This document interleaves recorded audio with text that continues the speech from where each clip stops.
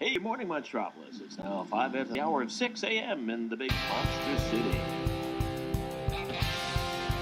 Come on! Let's get pumped! Not drinking any fucking Merlot! What can I say? The camera loves me. Shall we begin? After you, Junior.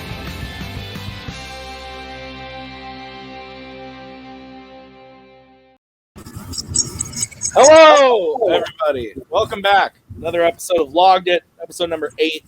Today we're talking sequels that came 10 plus years late or later or whatever. Hello, I'm Tim. Thank you for joining us this evening on Twitch, because that's where we are now, over on Twitch. We've got Kaleb Boatman here. Boatman, how you doing? I'm always here. I'm doing good. Excited to be here. This is a topic that I feel like is kind of interesting, because I feel like we don't talk about these types of movies a lot. A lot of these, and the ones that we do talk about, I feel like aren't necessarily the good ones. So these are the few good ones in this topic. That's fair. We also have returning from last week, Brian Michaels. Brian is back. Brian, how are you? I am wonderful, and once again, I see that when I'm on, you can't get enough other people to get a full panel. I'm sorry that I'm keeping everyone else away. Don't hold it against Logged It. It's just me. That's fair. And first time on the show this evening, we have Adam Collins. Adam, how are you doing, sir? I'm thrilled to be here.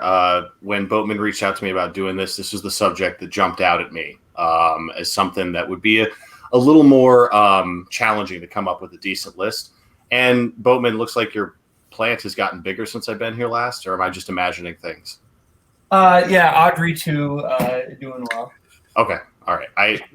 It just seems like it's fully coming to life. All right. Well, we are going to get right. My dentist has gone missing now. What went missing? My dentist. All right. Well, as we get into the show, let's start off with the thing that we talk about at the start of every show. What is our favorite movie that we logged this week? Boatman, we're going to start with you. What's your favorite movie you logged this week? Yeah, and by this week, we're going to be meaning last night, because I logged basically just a bunch of things at once last night from the past week. I'm going to go, I could go with Adaptation, which was my favorite rewatch from last week, but I'm going to stick with the new watch. And for that, I think I'm going to go with Paranorman. I had never seen Paranorman. I was the right age for the movie when it came out. It just did not look interesting to me. That style at that time was not just what I wanted to see for whatever reason, and I kind of avoided it because it looked... I think the marketing was kind of bad on the movie, to be honest. That might have been part of the problem. And I had heard things from people that, no, Paranorman's actually really good. But I'd kind of put it off. But I finally gave it a shot, and wow, that movie went in directions I did not expect it to go. It was super well written, very funny, and the last half hour hit kind of deep. It was great. Yeah, I had never seen Paranorman until just this last Halloween, actually. It was the only Leica film I hadn't checked out. So Maggie and I watched it. And yeah, there's some jokes in there that I was like, oh, man, they're doing some good stuff here. I really enjoyed the movie. I still like Kubo, I think, the best out of the Leica movies, but this is a very close number 2. This movie's really cool. All the characters are really fun. And I overall just enjoyed the world and the story here. I thought this one was a good time, and I haven't seen Adaptation, so no, I can't speak on that. Adam, what about Paranorman? You've seen this? Yeah, I'm a fan of Paranorman. Personally, it's my favorite Leica film. I caught up on all of those a couple years ago, kind of all at once. And Paranorman jumped out at me. Aside from the animation, I just love the gallows humor in it. I feel like that and Frankenweenie kind of split the vote that year, which is why Brave won. Even though I like Frankenweenie and Paranorman better myself as a horror fan. But I just like that the story ends up being relatively heartwarming. It's about connecting to lost loved ones as well. So fans of Coco, if they haven't seen Paranorman, should definitely see it. And it's good for any time of year, but especially around Halloween. I think it's terrific, and it would have been my vote for Best Animated Feature of the year it came out. Brian, what about you? Well, first of all, you couldn't watch the adaptation if it had been the movie of the month like it should have been. Just saying. As for Paranorman, yeah, I mean, when that movie first came out, I didn't have a whole lot of interest in it just because stop motion's kind of hit or miss for me. And some of the character designs I wasn't in love with, but I heard some good things about it, and I watched it just that first weekend, and I love that movie. I think not only is it actually excellent animation, like Boatman said, it's especially towards the end, it gets really kind of deep and emotional and stuff in the story, but it also it's a great gateway horror movie for kids because it's not just like a cutesy film that happens to have like some monsters in it or whatever.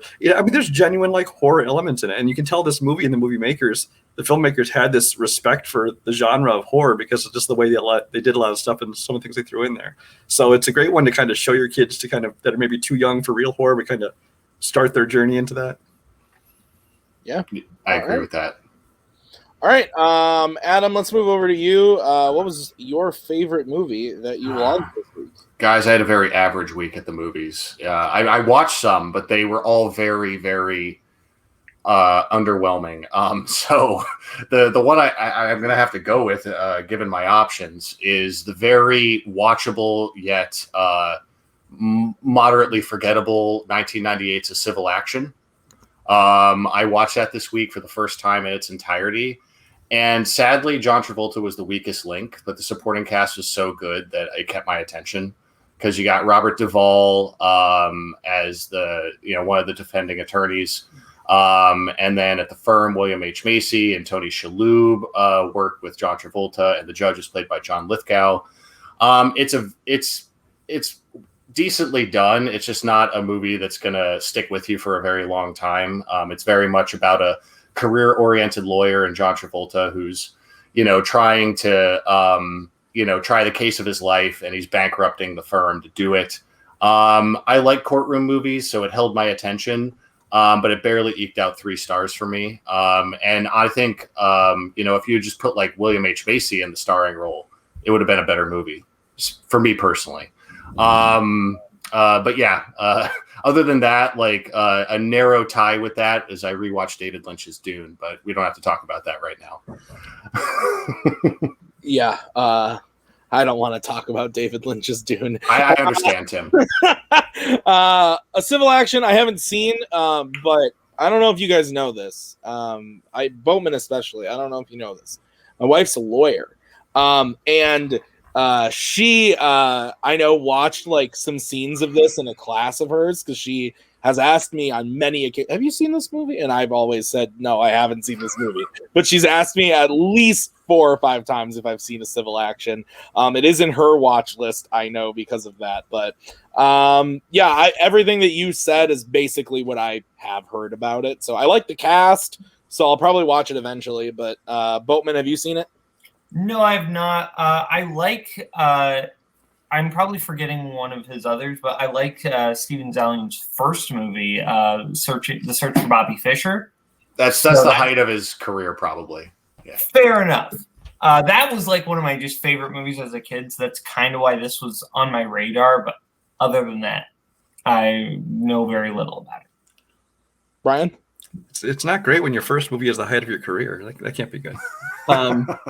But I've seen A Civil Action like when it came out, so I can agree with what Adam said, and that it must be forgettable because I remember nothing at all about it. To be honest with you, I mean, John Travolta is kind of always fine. I mean, in most movies he's kind of average, and once in a while he puts in like a real fun performance or something notable. But as an actor, he's not a guy with a ton of range. But yeah, I've seen it, but I really can't comment intelligently on it because I don't remember it at all. I will say that William H. Macy is worth the price of admission because he's the financial advisor for the firm, and his life's just a complete nightmare in this movie because John Travolta is just like throwing money at this case that they don't have. And poor William H. Macy is opening up credit cards all over the country with all these tiny banks and credit unions just to keep the law firm afloat. And the whole time John Travolta is just yelling at him, and William H. Macy's like, this sucks. and like, I feel for William H. Macy in the movie, but I also just like him as an actor. William H. Macy is rarely happy in movies.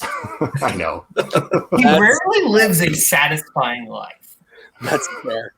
I'm going to go next. I'm going to be the, that guy.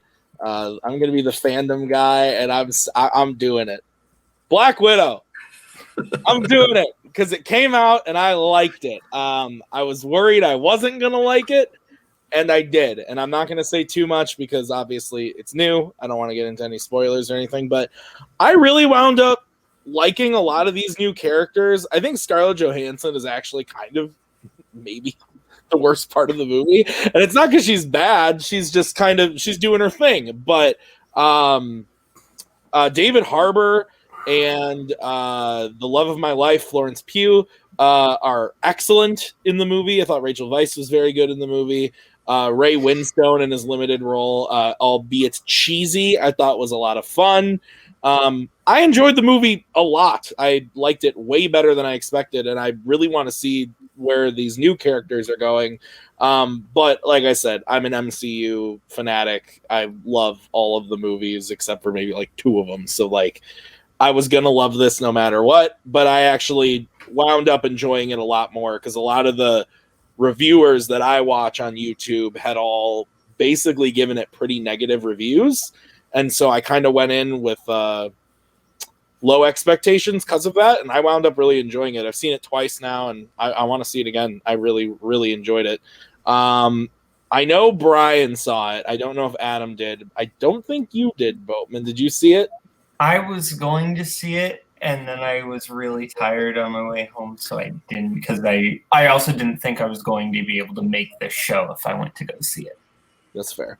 Adam, did you check it out this weekend? No, but I'm going to see it very soon. I may, sadly, I may not be able to see it theatrically. I may have to bite the bullet and pay the $30, just because of my schedule and where I live nowadays. But yeah, I'm looking forward to seeing it. I've been enjoying the hell out of Loki, and I'm very excited about this film for the cast alone. I'm high on Florence Pugh, like a lot of people, and I've been waiting for her to do more stuff ever since 2019. So I'm pretty excited to see this. And Brian, I know you saw it because I saw your review. What did you think of it? Yeah, I mean, I was for the longest time I was in the camp of people who thought, I don't really care about a Black Widow movie, and especially after Endgame, I'm like, I think that it's too late now to bother trying. But I went and saw it. I was still excited. 'Cause, I mean, even the worst MCU movies are still, I think, extremely enjoyable. So I went and saw this one with kind of medium expectations, and like you, I really enjoyed it a lot more than I expected to. And Scarlett Johansson, while not bad at all, was kind of the least interesting character in the movie because Florence Pugh's Yelena is so awesome, and Alexei by David Harbour is also so awesome. And I think my review just said that these two are 2 of my favorite new characters in the MCU, and I hope we see more of them. I know Florence has already been announced as having some sort of role. I don't know how big or small in the Hawkeye series. Alexei, I hope we see him, but I don't know where they'd shove him in eventually. I don't know. But yeah, I really enjoyed it. I've only seen it the one time. I do plan to go back and see it again sometime this week. Yeah. I want to see it in IMAX so I can get that, I did see it in IMAX. Expanded. I saw it on a ultra screen, which is not IMAX, but it's still good. I saw my theater has some showtimes in 3D, which they haven't had in a long time. So I'm kind of curious, just, go check it out in 3D next time, maybe. I think that's honestly what I'm going to do, because the nearest IMAX for me is like 40 minutes. So we have it at 3D at the theater I work at. I think I might just do that. But yeah, so I recommend it for people, even though a lot of people watched it this weekend. If you haven't seen it, go check it out. Okay, so Brian, your pick for your favorite movie along this week.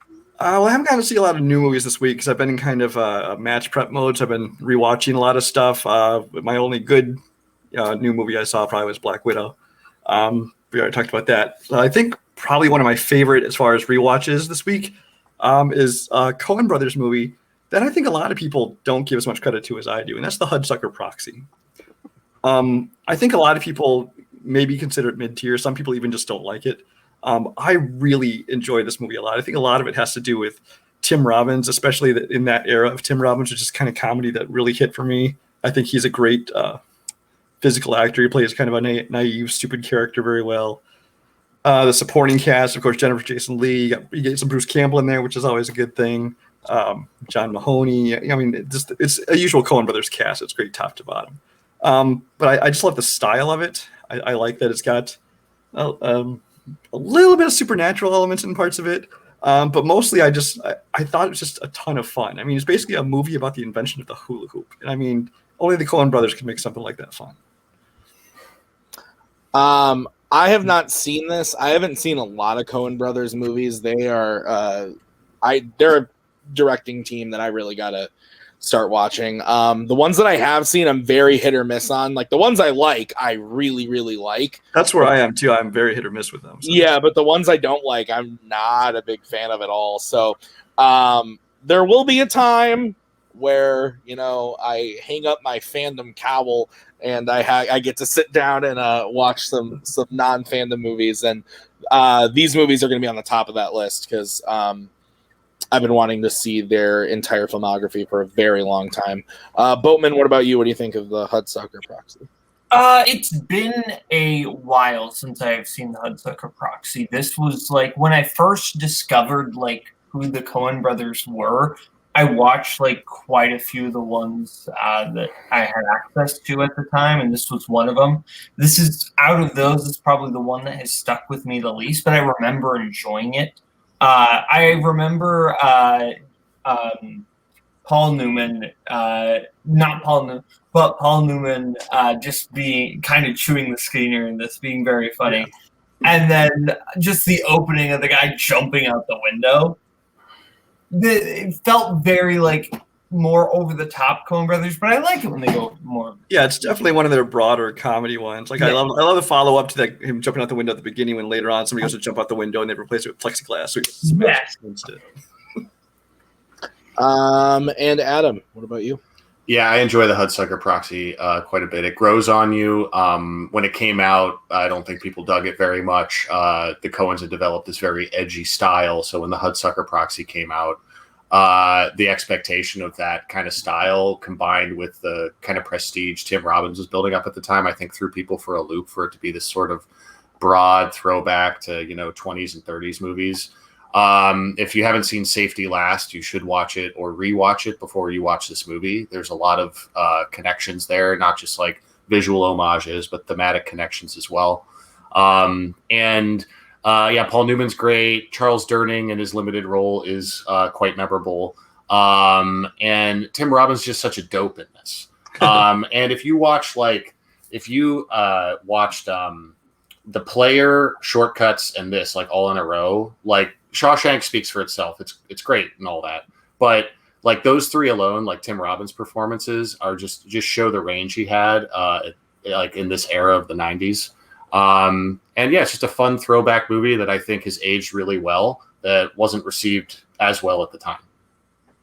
All right, so we move on to what some people call the fun part. We're going to talk about our least favorite movie that we logged this week. I'll start off this one. Of course, as you all know, I am constantly studying for trivia, and I constantly am watching crap films. The one that I'm going to bring up today, I'm between two. You know what? Actually, no. I'm going to go with the non-fandom thing. I'm going to bring up the thing that inspired today's episode, Space Jam. The original Space Jam. I rewatched on, I think last week, Wednesday. I bought the 4K because I have a problem. Somebody you bought that blind? Oof. I had seen the movie when I was a kid. Oh, okay. The last time I saw it was on VHS, and it had to have been in the 90s or the early 2000s. It's been so long. But yeah, this movie does not hold up. Cody Newberry warned me.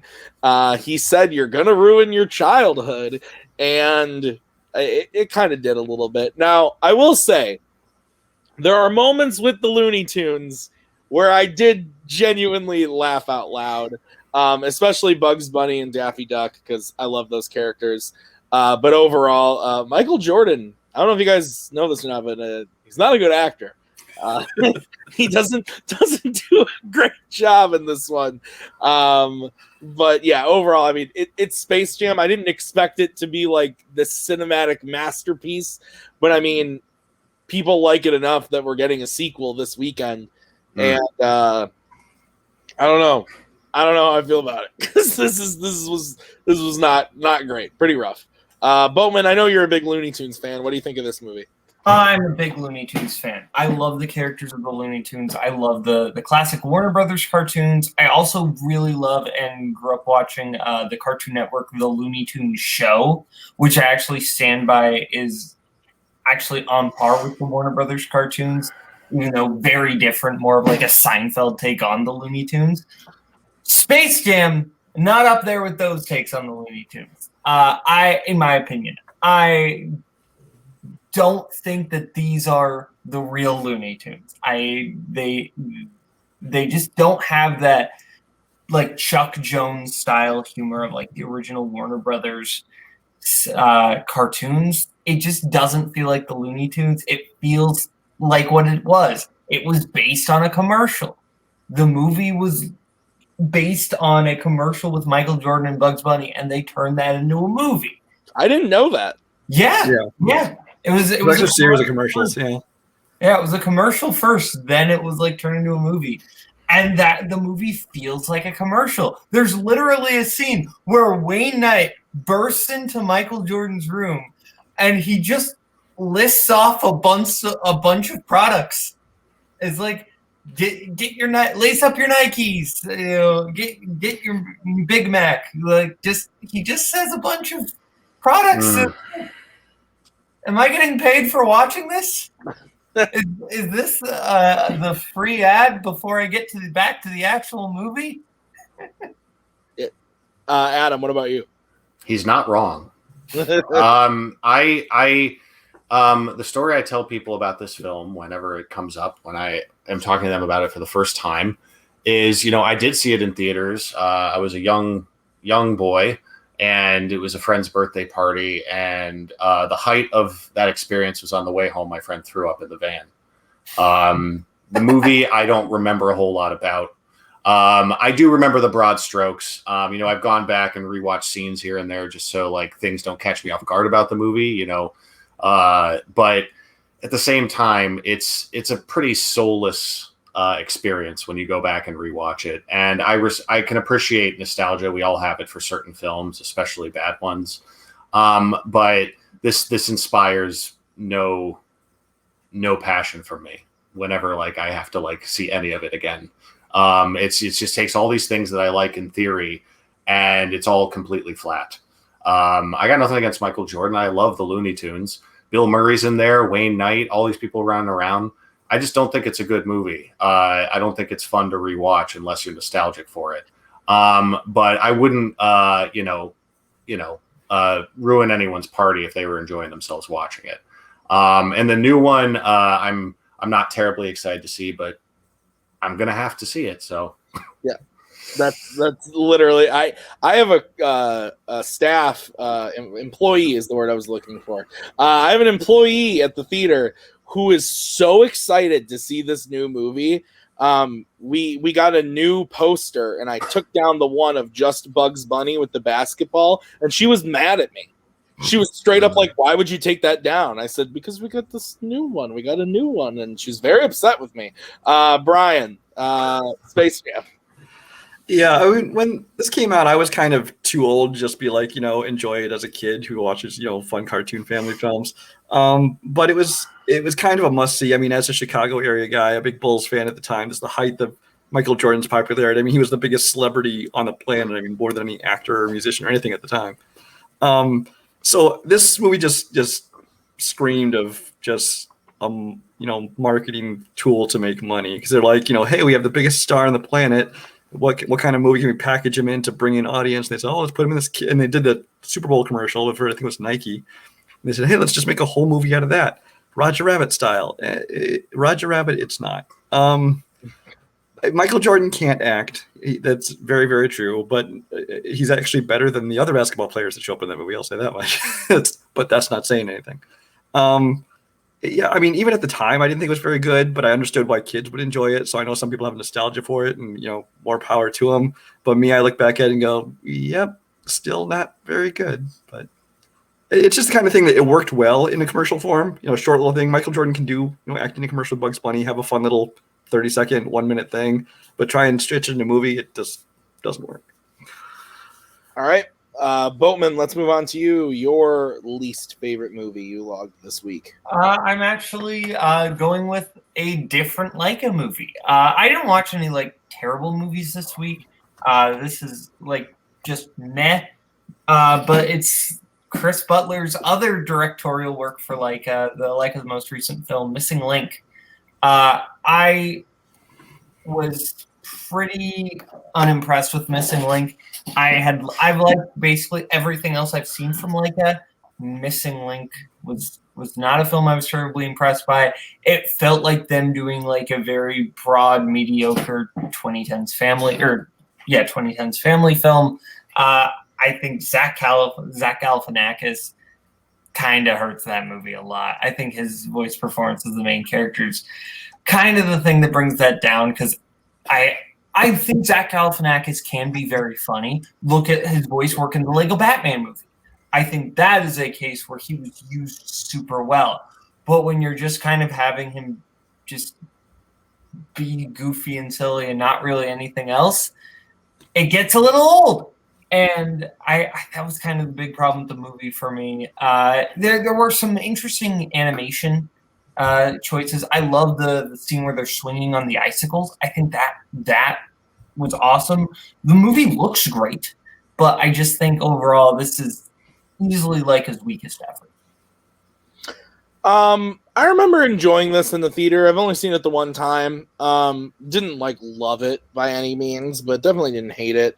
I don't think it's their worst movie. Well, maybe it is. I don't know. I don't really like Coraline, which I know is sacrilegious because everyone loves that movie. I didn't really like Coraline, so I don't know. I like this. I like this probably about the same as Coraline. But yeah, I thought it was fine. I have no opinions about this movie, honestly, because I don't really remember it all that well. I remember that it beat Toy Story 4 for the Golden Globe, and then I was like, well, more reasons to not pay attention to the Golden Globes. I was very upset. Adam, have you seen this? I have. Yeah, it's fine.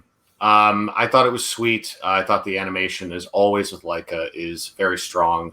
And that were it not for the animation and the originality that goes into it and the hard work, the movie wouldn't have held my attention. If it were just a rushed out, DreamWorks movie, I wouldn't remember it at all, to be honest with you. The plot's very rote.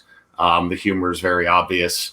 You got some fun, dry British humor in there, but it's mostly imitated, not really, that organic to the story. But yeah, I'd say it's lower tier. I'd say I put it maybe, I don't know. I guess I like it maybe a little more than the Box Trolls, maybe a little, but they're kind of even for me on the lower tier of Leica. Brian, what about you? This is one that I actually didn't see in theaters, even though I had seen all the previous Leica stuff. But this one, mainly because I hated the look of this movie. I hated the look of the whatever his name was. Susan? Yeah, Susan. Thank you very much. And all the other characters, but especially Susan. I just thought it was annoying and ugly. And I'm like, I don't want to go see this movie. And so I skipped it. Eventually watched it at home when it showed up on, I think, Hulu or something like that. And I think because I went in with such low expectations, I actually enjoyed it to some extent. I didn't love it. It's no Paranorman. It's no Kubo, nothing like that. I do like it better than, I think Box Trolls is my least favorite of the Leica movies. So, I mean, it's definitely just kind of mid-tier as far as their movies for me. But, I think it's because of my low expectations. It's nothing great, but it was a cute, fine story. All right. Adam, we move over to you. Your least favorite movie you logged this week. All right, I'm hoping I don't get slings and arrows for this, but I have to be honest. And I feel like I earned the right to critique this because I did grow up in the general. I think, I mean, you guys, we got a few states in the general Midwestern area represented tonight. I'm originally from Ohio, so forgive me when I say that I did not love Hoosiers. So I finally saw Hoosiers this week. Long overdue movie that I meant to see all the way through for years. And I was actually kind of excited to see it because I like Rudy, same director. And the issue I had with Hoosiers is by the end of it, I realized Gene Hackman is the only one I was watching in this entire film. Barbara Hershey is like the most thin characterization. There's this half-assed romance between them. And the movie fundamentally on an editing level, ignore the script for a second. It's literally just montages of basketball games and then Gene Hackman and Barbara Hershey talking in front of corn. And I don't mean to be overly reductive because I like good sports movies, and I understand why this one kind of codified a lot of the cliches that we see now in sports movies. But I think even Rudy and movies like The Replacements built on this and did it better, and had more characters that added more, I guess, soul to the film. And the issue I had with this is the film kept insisting that I should be happy for this team's success. And I wasn't, because the town sucked. The people were all jerks. Gene Hackman, I only like him because he's Gene Hackman, but his character was a jerk. The only reason he's in that position is because he punched a kid. Everyone's terrible. And then when they finally, get to the big game, they're characterizing the other team as, like Philistines and Goliath and all this stuff. It's just the optics are weird, and I just didn't feel myself getting excited going into the final act like I did with, again, Rudy. And I think that's a fair comparison because it's another Indiana sports movie from the same director, and I think it's better. So I was a little underwhelmed with Hoosiers, but Gene Hackman's always good, and I'm pretty much willing to watch him in anything at least once. So Hoosiers is a weird movie for me. I've actually never sat down and watched it beginning to end, but having grown up for the first quarter of my life in Indiana and then moving to Wisconsin, and having just a family that loves sports, I've seen this movie on TV, and it's been on in my house, and I've seen all the pieces, I feel like, but I've never actually just sat down, popped it in, and watched the whole thing. But the scenes that I've seen, I've enjoyed, and the parts that I've actually stood there and watched, I like. But I bet also there's a large fly that just flew by. I think it also has to do with Gene Hackman, and I like Gene Hackman, and I like sports movies. I generally enjoy a good feel-good sports movie. So I can't comment too much on it. It is one that I do just need to sit down and watch because I bet I would like it. But it also sounds like all the characters might be assholes, so who knows? But yeah. Yeah. This is one of those movies.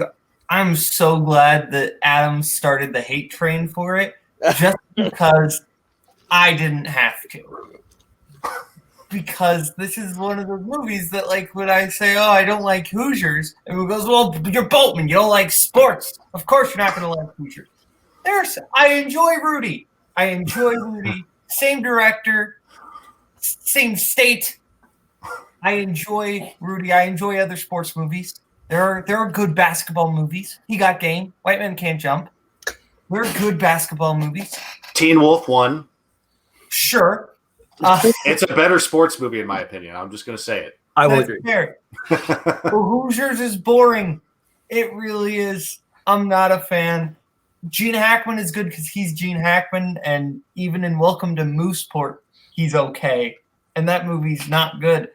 And Dennis Hopper. That is actually the other performance in the movie, I will say, redeems the film a little bit. But yeah, I don't really get why this movie is so beloved, actually. It feels very generic.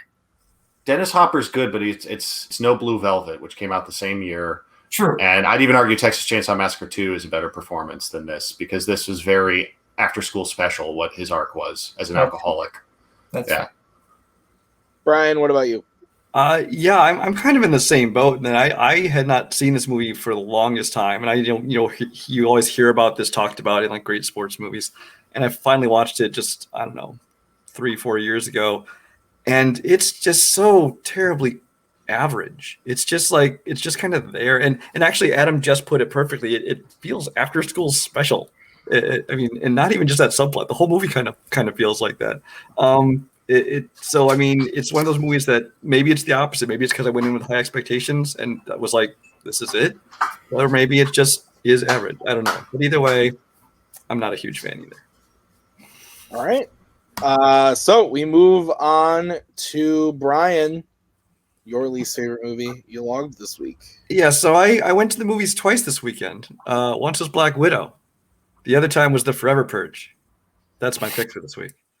I think I said in my review, I don't know why I keep seeing these movies. I think it's just I want to see something at the theater, and so this came out, and I have A-list slots to use, so I'm going to go see it.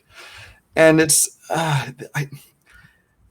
the whole movie just has so many things that make zero sense, starting with the whole basic premise of The Purge, which I still, from the very first movie, can't buy into this thing. It would never happen. If it did happen, people wouldn't stand for it. The people wouldn't spend the other 364 days of the year just being good, not committing crime because, we can do it this day. I mean, because like I said in my review, it's like, this is the first movie, actually, I have to give one little bit of credit, is that this one actually acknowledges that, hey, people are still going to commit crimes even when your stupid purge is over. Because it's the people who commit crimes don't care if it's legal or illegal. That's why it's a fucking crime. But I mean, this movie, the characters, I don't care about. Some of them I kind of wanted to die. It's obviously trying to have a little political subtext, which, whether you agree with it or not. Huh? I said a little. Well, a lot of political subtext. But it's like, you just kind of almost to the extent that whether you agree with it or not, you just kind of roll in your eyes like, okay, we get it already. And it's just, I think they've been trying to do that in the past couple movies. They did with like Election Year. They did the same kind of thing. But it's a movie that I hate myself for watching, but every time I go in and go, you know what, maybe this will be good, or maybe it'll have some fun kill moments and kind of things. Like the Saw movies, as I know you're a huge fan of those, Tim, but as much as they're often very mediocre movies, they at least have fun moments in them.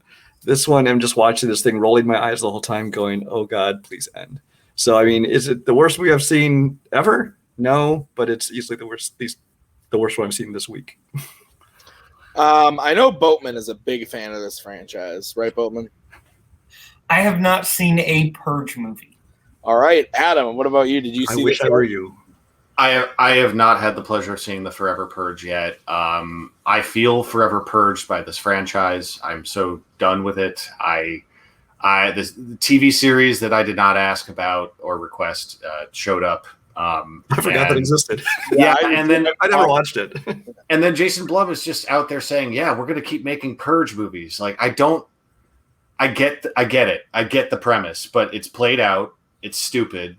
If they make one more Purge movie, I just want one of these bastards to get their hands on a nuke and just drop it somewhere to end this and finish it that way.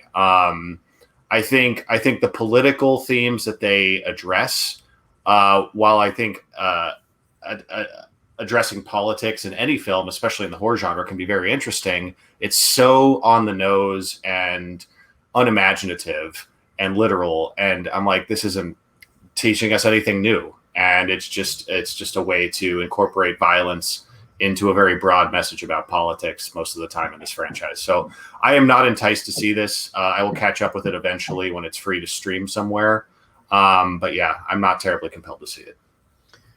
Yeah, I saw it. I did a double feature of this and Peter Rabbit 2: The Runaway. That's a spirit. I saw Peter Rabbit 2 first. When I told Cody about that, he said, "What the fuck is wrong with you?"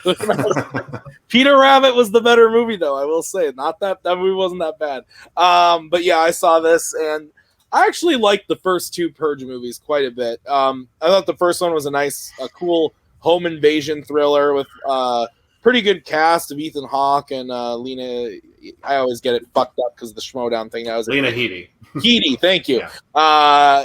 Lena Headey and Ethan Hawke, I thought were good in the movie. Thought it was directed well, had some cool scares and home invasion stuff. And I liked the second one too. I like Frank Grillo. I don't give a shit. He's cool. He shows up. He's got big muscles. He shoots guns and he kills people during the Purge. I had a good time with it. Is it great? No, but I thought it was fun. The third one is awful. The prequel one is the worst of them all. That one was terrible. And then this one is not good either. I think it's, and this is saying a lot, I think this is the third best. I think this is the best one since those first two, but it's still terrible. There's a couple cool action scenes, couple cool ideas. I agree with Brian. There were quite a few characters I wished would get killed. I was kind of sick of them, but you know, it is what it is. It's another Purge movie. I think they missed a huge opportunity by not having this one be the fourth one, because it's the forever Purge. Like, what are they doing? This is the fifth movie. Why are they stupid? Don't like it. Okay, so that is all of our least favorite movies. So now we are going to talk about what movie did we add to our watch list this week that we are most excited about. So this could be something that you've already seen that you added that you wanted to rewatch, or something that you've never seen before and someone recommended it to you. You're excited and you want to see it. So Boatman, we'll start with you. I added a film from 1963 called A Child is Waiting. From what I understand, this is one of the first films from John Cassavetes as a director, and it's Burt Lancaster and Judy Garland. I actually have looked in very little into the plot beyond that, but just Burt Lancaster and Judy Garland in a movie directed by John Cassavetes has kind of just sold me on that alone. So, yeah, that's the main reason why I want to watch that movie. That's fair. For me, I actually added two movies that were brought up last week on last week's show for the female-led action films. I added Revenge and Everly. One I think Spence brought up, one Brian brought up. So I added those because they both sounded super interesting. So I definitely want to check those out. And I had heard of Revenge before and had wanted to see it. But I had never heard of Everly before when Brian brought it up. So I added that to the list because it sounds really cool. So I'm going to check those two out. Brian, what about you? You got anything? Yeah, I'm not even sure where I heard this or who recommended whatever, but I added a movie from 2016 called The Autopsy of Jane Doe. This is a movie that I honestly don't know if I ever heard of. The problem is with me there was a series in like the 2000s and early 2010s where a lot of like exorcism movies and things came out. There's like Exorcism, Emily Rose, and a whole bunch of other things that they all kind of blurred together for me. And for some reason, I got The Autopsy of Jane Doe, which isn't about exorcism at all, mixed in with all of those, just because the title is familiar, I guess. But so it just seemed like something I just completely passed by, and I don't even remember seeing trailers or anything for this. But somebody said it was pretty good. I looked it up on Letterboxd, and there's a whole lot of really good ratings for it. It stars Emile Hirsch and Brian Cox, both actors who I really like. So just out of curiosity and just going in knowing absolutely zero, nothing about it, I'm quite interested to watch this movie. I actually haven't seen that one, but Maggie watched it with a friend not too long ago, and she said she liked it. I think it was straight to DVD. I could be wrong on that, but I feel like I remember seeing ads for it like coming straight to DVD. But Adam, what about you? What did you add to your watch list? Well, I just have to say Autopsy of Jane Doe is awesome. Andre Overdahl, who did Troll Hunter and Scary Stories to Tell in the Dark, he did that movie. And Troll Hunter and Autopsy of Jane Doe are definitely better than Scary Story. I thought Scary Stories had a lot of cool stuff in it, but it's just kind of a bunch of vignettes, whereas Troll Hunter, I think, is a great found footage movie. It does a lot with a small budget. And then Autopsy of Jane Doe is just a thrill to watch. I think it had a very limited theatrical release, but I remember when it came out, I just paid like $10 to watch it on demand because I wanted to see it right away. So it's really good. The one I added this week is one I've been wanting to see for a while, and it was Roger Donaldson's remake of Mutiny on the Bounty, just called The Bounty, from the 80s, that I've been meaning to see for a while. The cast is incredible. I know for a fact Brian has seen it, as long as Letterboxd is to be believed. But yeah, that movie, it's got a great cast headed up by Anthony Hopkins, Mel Gibson, Daniel Day-Lewis is in it, Liam Neeson's in it. Came out in 1984. Roger Donaldson, known for directing Species and a few other films. But yeah, I've been meaning to see this for a while. Trying to look. Oh yeah, Laurence Olivier's in this one. A young Bernard Hill, and a couple others just to refresh on his filmography. Roger Donaldson, Dante's Peak and Cocktail are a couple other his. So he's oftentimes a director for hire, but I've heard good things about The Bounty. And I'm honestly kind of curious, Brian, what your feedback is on it since you've seen it. You know, it's been a while since I watched it, but I think I remember really enjoying it. And I think one of the things I enjoyed most about it was I went in knowing Mel Gibson and Anthony Hopkins. That's pretty much what I knew, is that there was a remake of Mutiny on the Bounty and they were in it. But then to see, you know, Laurence Olivier pop up and Daniel Day-Lewis pop up and Bernard Hill and Liam Neeson pop up, I'm like, wow, all these people, like, I had no idea were in this movie. And why doesn't this movie get more attention? If I recall, it is one of those movies that maybe is a little longer than it needs to be, but I remember liking it. All right. So we will now move on to the main portion of the program for sequels that came 10 plus years later. We did not define the rules for this, so that means there are no rules, aka it doesn't have to be. Yeah, it doesn't have to be a direct sequel. It could be a. It could be the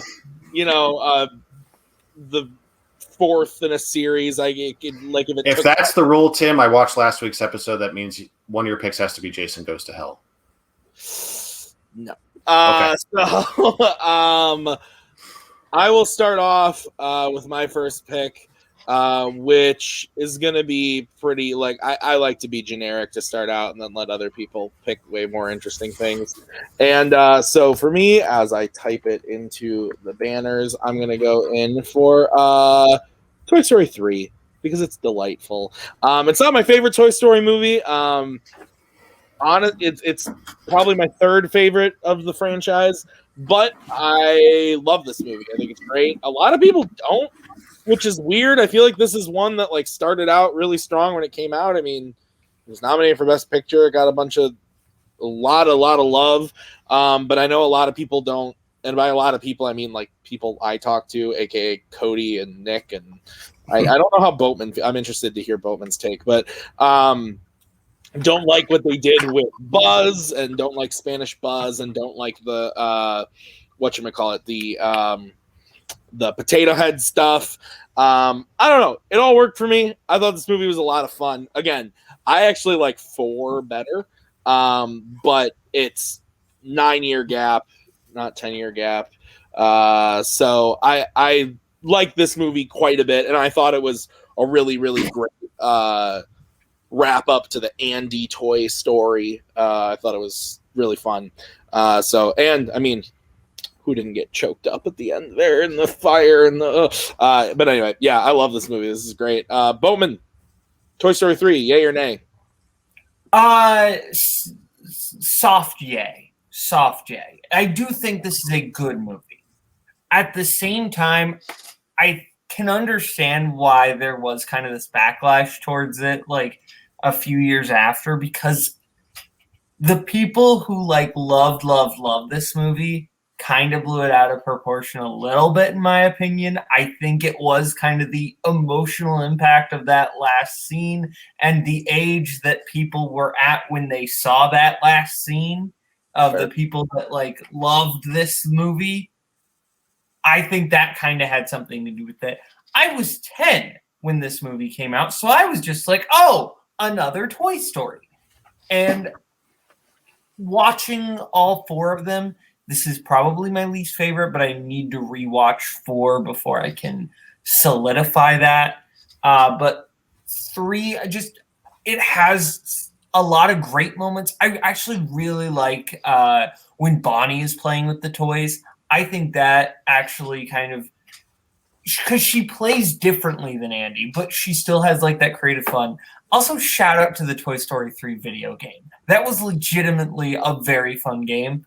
But the movie itself has some lapses, but also just has some of that classic Toy Story charm. So overall, good, not great. All right. Adam? Yeah, I Toy Story 3 was on my short list, but I figured someone would pick it. So it was kind of lower on my list of sequels that came out a decade or more after the fact. I'm a big fan of it. I do agree with Kaleb's point about people kind of blowing it out of proportion. I also think Toy Story 4 gets a bad rap, and I think in a decade people are going to look at that movie a little bit differently. I think Toy Story 4 is excellent in its own way because it's extra weird. A lot of existential issues brought up in that film that I really appreciate being addressed in a Toy Story movie of all things. But yeah, Toy Story 3 I think is great. If people like it though, and they've never seen The Brave Little Toaster, they need to watch it because the original Brave Little Toaster, that's a movie in my opinion that paved the way for the Toy Story movies. And especially the final scene that everyone talks about in Toy Story 3 at the city dump, there's almost an identical scene in The Brave Little Toaster that's really harrowing. And that movie, at least for me, makes me care about anthropomorphic appliances. So, and Phil Hartman plays an air conditioner. So go watch that movie. Although it's not streaming on Disney Plus, you have to find a physical copy. They have the crappy sequels, Brave Little Toaster Goes to Mars and Brave Little Toaster The Rescue. Brave Little Toaster Goes to Mars, just for the record, Farrah Fawcett voices an actual faucet in that movie. So that's pretty cool. Nice. Brian, what about you? I like Toy Story 3 a lot. I think for me, it's also my third favorite, but I mean, that's only because the first two I think are so good. The third is still an excellent film. I feel like it especially the ending, I think was just such a perfect ending to it. I really hated that they made a 4, and when they made 4, I didn't think 4 was very good at all. I think it felt like back when Disney used to make those straight-to-video sequels, like the Brave Little Toaster ones. Toy Story 4 felt to me like a version of that to Toy Story. I know I'm a minority opinion, but that's just how I feel. Toy Story 2 was made to be straight to DVD, and then they put it in theaters. It was, but it was good. But it was still way better. But yeah, Toy Story 3, though, I really enjoyed it. It's honestly been way too long since I've watched that one, so I kind of need to go back and watch it again. But that's a good choice. I like that movie. All right. Boatman, we will move on to you. What is your first pick for the list? I will pick a film that came out a lot more than 10 years later after the original. Try more like 25. A sequel to a film from 1961. I'm going with 1986's The Color of Money. Damn it, Boatman. Damn it. Let's go. Damn it. All right, fine. Go ahead. Fair. Now we know no matter what, it gets brought up. Yes. Now you basically get another choice. You can talk about that. Yeah, I have alternates. There you go. Okay, good. The Color of Money, sequel to The Hustler. Is this movie as good as The Hustler? In my opinion, no. Is this movie different enough from The Hustler that it feels like its own unique experience and its own unique movie? Absolutely, yes. I love the side characters in this one. John Turturro is super fun, despite not being in like a ton of the movie. But Paul Newman is legitimately incredible. Is this like the best performance of his career? I'd say no. From what I've seen from '86, I do think he deserved his Oscar that year, though. I think he is really, really, really good in this because he's Paul Newman and he's never been bad. He's great in just about everything. But I really like just taking this look at Fast Eddie and really making him this broken character, which feels like the logical step from where we go in The Hustler. And Tom Cruise is obnoxious in this movie, but that's kind of the point. He's supposed to be kind of a punk that you want to see just Newman punch in the face, but Newman also needs him. I love the diner bet scene. That one's a lot of fun. There's a lot of great hustles in this one. Overall, really enjoyed this one. Very, very good movie. Yeah, Scorsese's my favorite director. There's very few movies of his that I don't like. Mainly, like there's one, I don't want to say it in case someone brings something up, but I love The Color of Money. I've never actually seen The Hustler, which is kind of the weird thing. I need to. I honestly didn't when I was going through and discovering Scorsese. I just watched this movie because it was a Scorsese movie, and I was realizing that it was a sequel, and so I want to get to The Hustler. It's on my watch list. But yeah, I love this movie. I think Newman's great. Cruise is great. He is absolutely obnoxious. The way Scorsese shoots some of the pool sequences, I think, is really, really cool. And it's all in camera. It looks like Cruise really learned how to play some pool.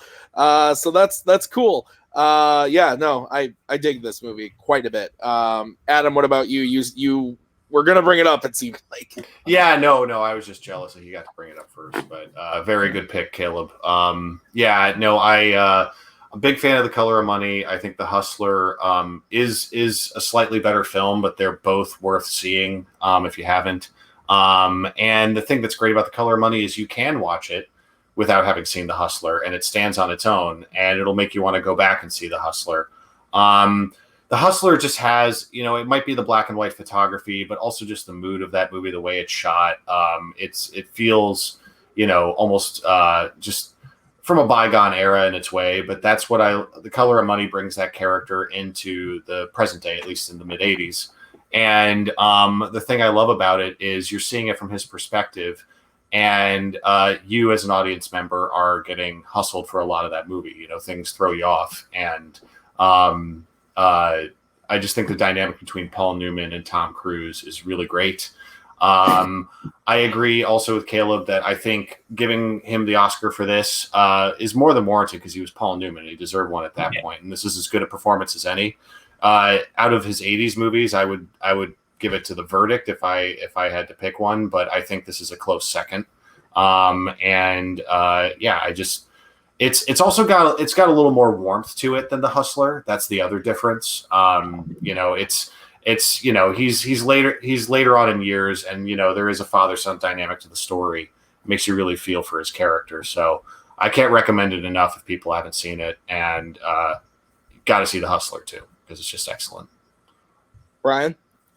Again, you guys are picking all the movies I haven't watched in quite a long time, but I remember enjoying it. I do agree that I think it's the kind of movie that you can just enjoy on its own because, I mean, if you didn't know it was a sequel, you probably wouldn't even know. You just think Paul Newman shows up as this character, and you wouldn't even realize the whole movie before that. So it is kind of fun to go back if you haven't already seen the other one to go back and watch that later. As far as Tom Cruise and his pool skills, the man's like learning how to fly jets and helicopters for movies now. I can see him learning how to play pool for that one. So. He has been entertaining people nonstop in amazing ways since the 80s. So, all right, Adam, we will then go to your first pick.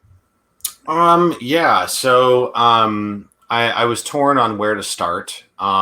So I'm going to go with something a little more recent. And I know that this movie wasn't a home run with everybody. I know it put a lot of people off, but a lot of fans of the film that it was a sequel to, and a lot of fans of the source material loved it, and that includes me. And that's Dr. Sleep.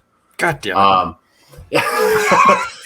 All right, we're establishing a theme here. Okay. Dr. Sleep. The reason that one is really special to me is because it is kind of this big love, like it's this big labor of love that Mike Flanagan made with so much passion. And I agree that it's long and it's trying so hard to thread this needle where it's a sequel to Stanley Kubrick's The Shining, and it's also continuing the story of the book The Shining, which had a different ending, and that's really tricky to do.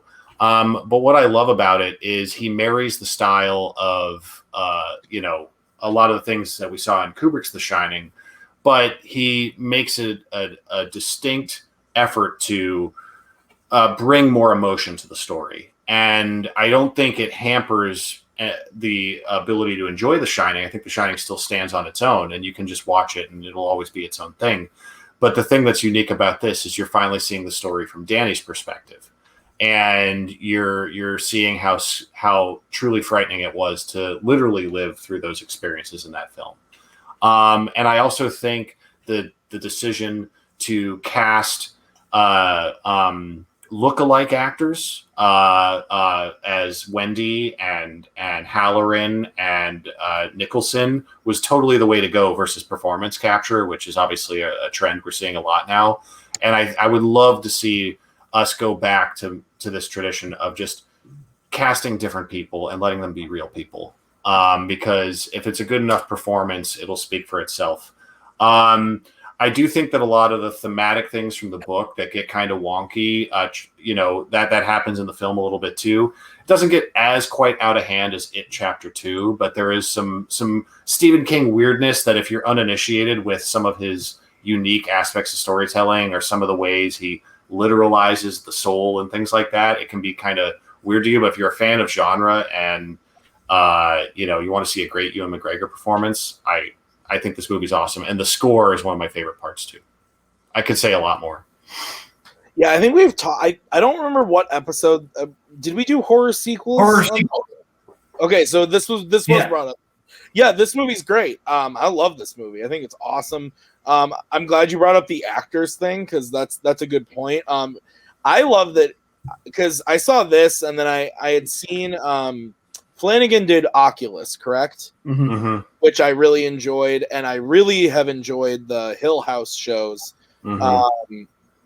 And Henry Thomas, big role in both of those shows, is the Nicholson bartender and Jack Torrance in this movie, which I didn't put together until rewatching it after all the Hill House stuff and realizing that they've worked together quite a bit. I didn't know that, but yeah, no, I love this movie. I think it's awesome. Sentiments to what Michael's saying here. Rip to Jacob Tremblay because he got fucked up. Mm-hmm. The movie's terrifying.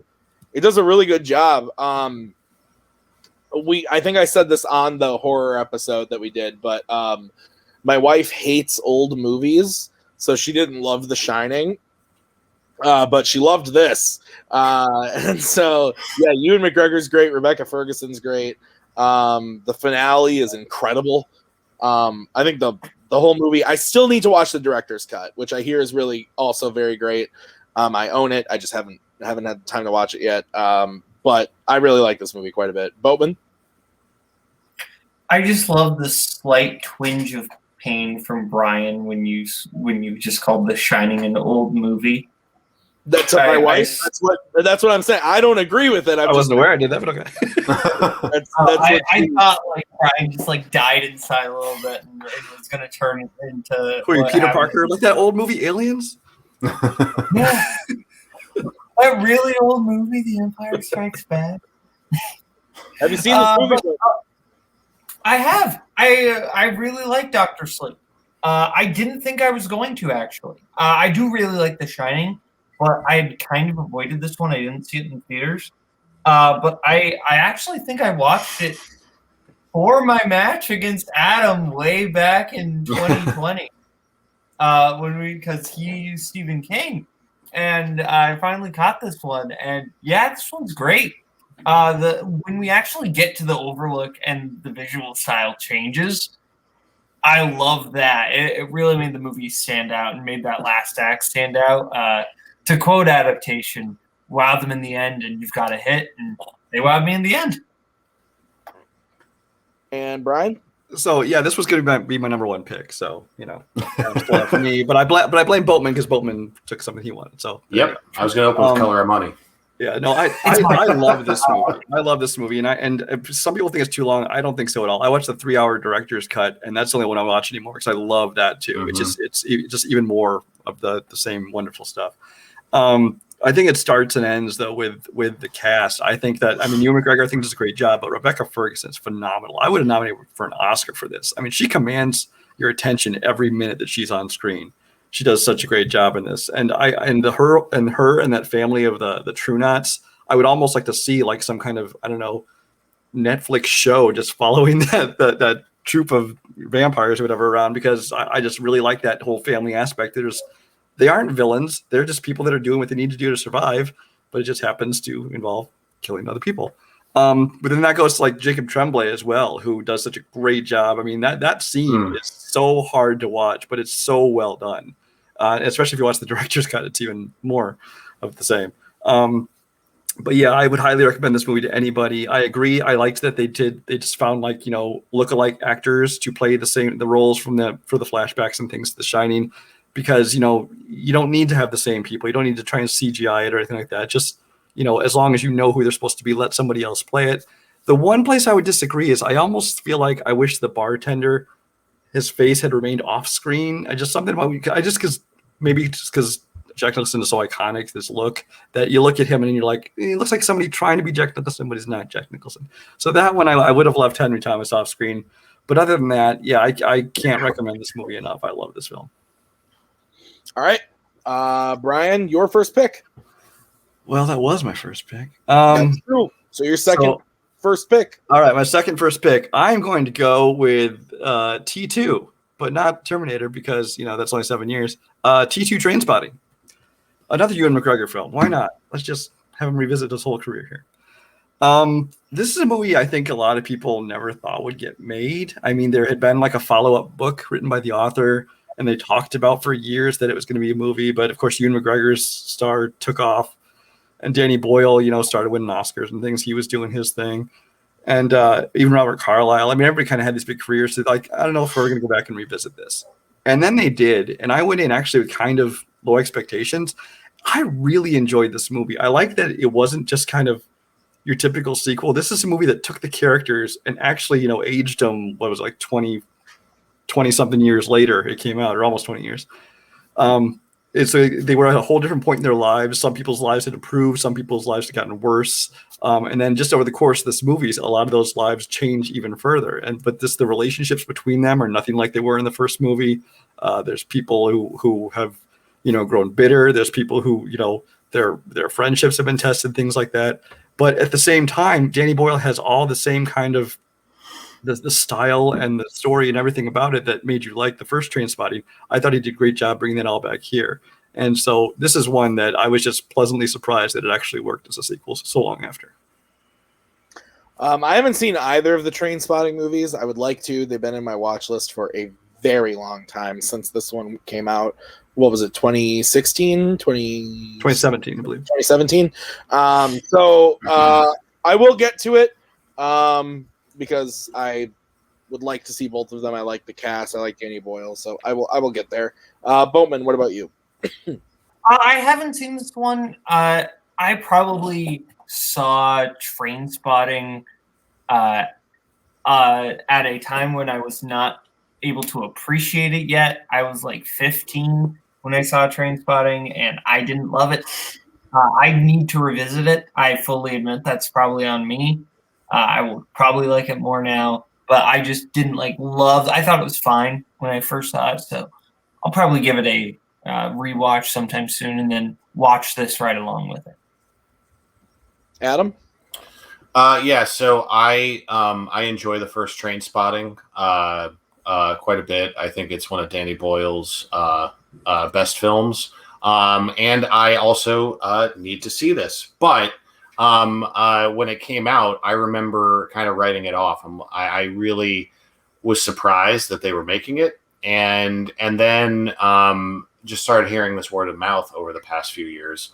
And I know the basic idea, the premise. I know most of the actors come back and do a really great job. And I've heard that it's a sneaky good Danny Boyle film. So I'm really excited to see it. Brian, do you happen to know if it's streaming anywhere for free offhand? I can tell you right now. It is currently Not free anywhere. You can rent it every place, but it's not free. I'm not above a rental fee from time to time, so I'll consider it. But yeah, I do intend to see this, and glad to hear another good review. That'll make me prioritize it. All right. So we will move on to my second pick. I'm going with one that I did not expect to love as much as I did, and dare say I might like it even more than the first one, which I know is going to piss someone off in this group, I would assume.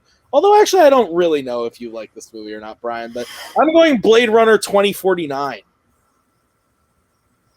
I love this movie. I think this movie's great. I love the first one. I think the first one's great. The first one is one of those movies where when I really started getting into just movies in general, it was one that I checked out and have just grown to appreciate and love more and more and more. So when the sequel came out, I was super interested just based on the fact of Villeneuve alone, and then also the fact that it's, you know, Blade Runner. So I think Villeneuve is an incredible director. I think he knocked this out of the park. Visually, this movie is incredible. I think all the performances are really great. Ryan Gosling, especially, I think is really, really great. Jared Leto is maybe like the only thing that's kind of like meh in the movie, but I don't think he's bad. I think Dave Bautista in the opening scene is really, really good and can prove he can act. Overall, I enjoyed the mystery and the story. I think it kept the spirit of the original movie quite a bit while also making a really cool updated like sci-fi epic for today. It made me mad when like nobody went and saw this in the theater. I saw this twice in the theater. I saw it in 3D as well, and it was incredible. This makes me so excited for Dune. It's like not even funny. But yeah, no, I loved this movie. I go back and forth on which one I like more. I think I still like the original more. But I really love this movie. And I know a lot of people that don't like this at all, which is just like, it kind of baffles me. So Boatman, Blade Runner 2049. I appreciate this movie more than I actually enjoyed watching it. I understand why people really love this film. I'm not one of them. I think it's expertly done on a technical level. I think this film just looks beautiful. It deserved every Oscar it won, probably a few more it didn't. I think the film is incredible on a technical level. Villeneuve is just a master of filmmaking of the last 10 years. I think he's done a fantastic job. It just wasn't a movie that really worked for me just on a story level. I didn't love this one. And I really like the original Blade Runner. I really like the kind of 40s style throwback. Like it feels like something like out of a Howard Hawks film noir, but set in, you know, the future with this kind of cyberpunk feel. 2049 just didn't have that special thing that really resonated with me, but I really appreciated it on a technical level. Very well done. Didn't quite work for me as much as it has for some people. Adam, what about you? Yeah, I like Blade Runner 2049. I've only seen it once. I do own it because I found like a 2-pack Blu-ray of both of them on a Cyber Monday deal one year, so that was cool. Got them both in a Blu-ray pack for $10. So I do intend to revisit it again. Coincidentally, it was the last movie I got to see in the Cinerama Dome because I was in LA for a wedding when it came out, and so I caught a matinee at the Cinerama Dome, and I'm so glad I saw it there because I just felt compelled to see a movie there because I hadn't been there since college, and it was just so cool. Like I was one of maybe 20 people in the entire theater. It was like 11 a.m. and it was just such an immersive experience. I think I was taken in kind of by the level of the production design and the score and how much he revered the original film. In hindsight, it does feel like a dry run for Dune, which I'm okay with because, as much as I adore David Lynch, revisiting Dune last week was a labor of love. I do think the production design in his version is cool, but the movie is tough to get through. The pacing's terrible. So I'm really excited for his version of Dune. I think Blade Runner 2049 though is a worthy sequel for a sequel that we never thought would happen. And I was highly skeptical of it. And then when I started hearing it was good, I made a priority to go see it in theaters. So it's probably on my top 10 of this entire list. It was like down there as like a backup option. But yeah, I think it's very, very good. It's not like a 5-star film for me, more like 4 stars. I think it's a really good sci-fi film that, but you really need to see and appreciate the first one, in my opinion, to get the most out of it. I don't think it stands on its own completely. Brian, what about you? Yeah, this movie, when it came out, I went and saw it in IMAX 3D, and yeah, it looks phenomenal. I mean, like you guys have already talked about the cinematography and the production design and everything from the costumes to the effects and everything about it. It was easily the best looking movie of that year. It's beautiful and deserved, like Boat said, all the awards it got and probably more. The story itself, I thought there was definitely sections of it that moved very slow. It probably could have been trimmed down some in length. I think that Ryan Gosling actually did a pretty good job. I love Ana de Armas in this movie. Her role, not to mention she's one of those beautiful women on the planet. But I really like this movie. Now, as far as compared to the original one I think has all the same pros and cons. I think at the time it created this cool world, and the production design was amazing, and it immersed you in this world you hadn't really seen before, kind of this gritty sci-fi noir thing going on.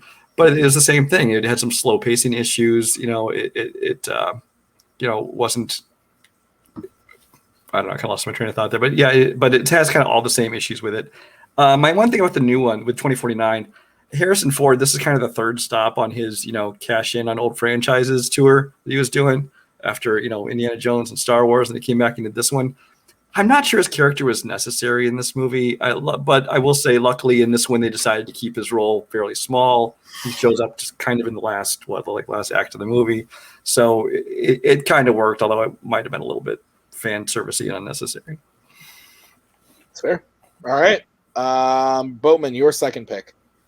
My second pick, I'm going to take a gamble that I feel like one of the two other panelists might take my other pick that I was thinking about. So I'll go with one I don't think anyone else is going to pick.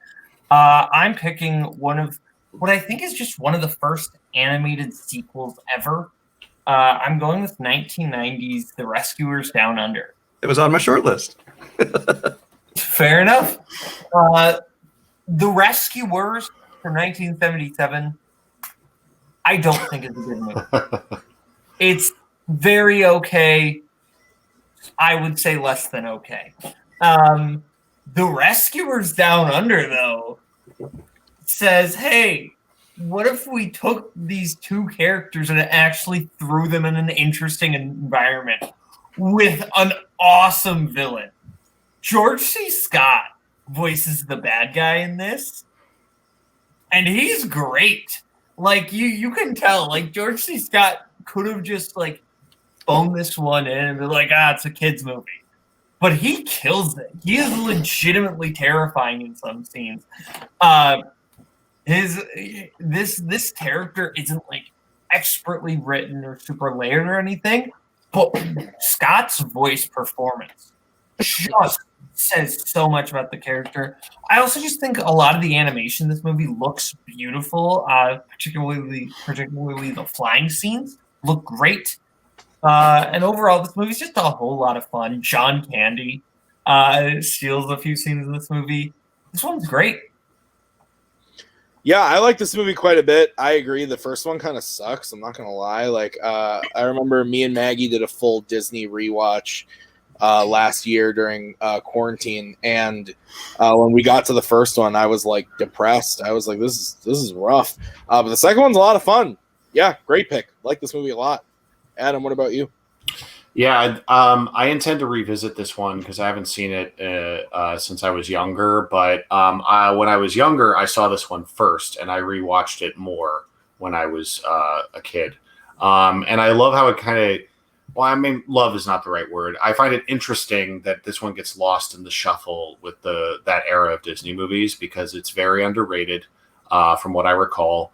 And the animation's great. I rewatched The Rescuers last year, and yeah, very underwhelming. A lot of outdated stereotypes. Kind of dry. I liked it a little bit better than Aristocats, which I rewatched around the same time and did not enjoy. But Rescuers Down Under, yeah, I think it's a very underrated sequel from what I recall, and definitely gonna give it another rewatch since it's on Disney Plus. Yeah, George C. Scott in that era didn't half-ass much. He gave it his all to the bitter end. Brian, you had it on your short list. What about you? I did. This one I considered bringing up. This is, I think, one that gets overlooked and forgotten kind of in the resurgence of Disney because they talk about the Disney Renaissance era and they include Little Mermaid and they include all the stuff after Rescuers, but they always skip over Rescuers Down Under when they talk about this. I think as far as 2D animation, I think that some of those early sequences in the movie with the flying especially are just phenomenally done.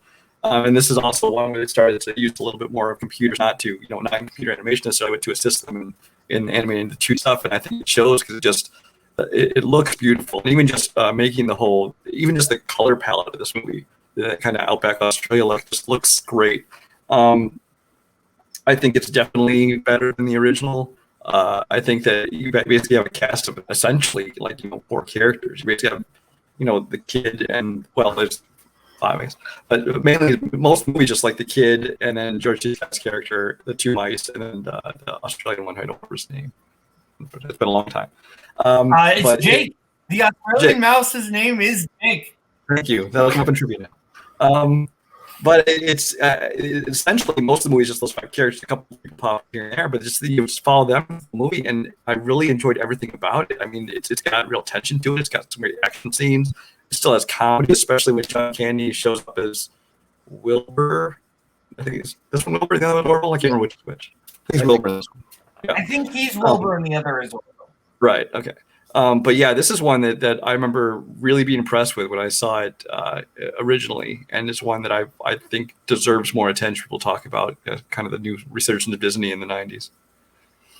All right. So Adam, we will go to your second pick.